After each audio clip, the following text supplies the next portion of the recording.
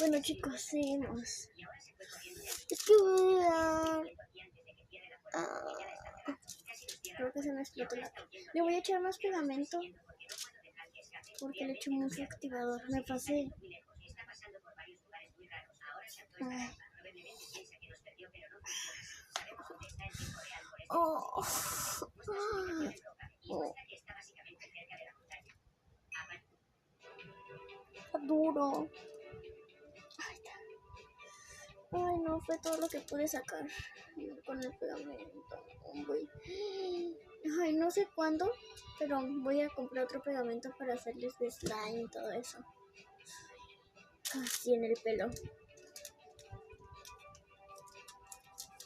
Con el activador que estoy... Creo que no se necesitaba el... Yo le eché. Vean, pero vean, se hizo morado. ¿Sí? Sí se estira.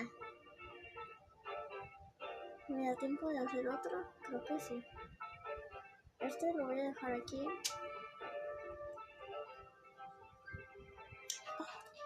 Es que yo tenía uno, pero me fui de viaje y me lo tiraron. Así. Ahora el activador. Yo lo voy a hacer transparente porque... No, ya se hizo. Se hace muy fácil. No. Ah, no. Pensé que se había pegado, pero bueno.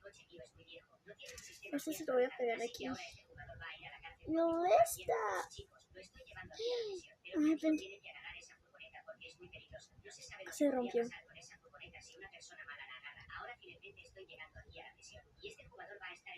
Ah. Creo que me explotó el labio, pero peor que no. Hace mucho que no me sale uno.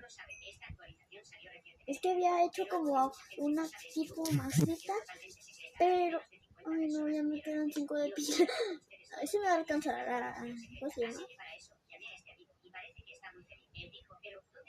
A terminar, a subirlo pues y todo. Es que no me vuela viendo la casa de los famosos, y pues los famosos hicieron otaku. Bueno, bye, los quiero.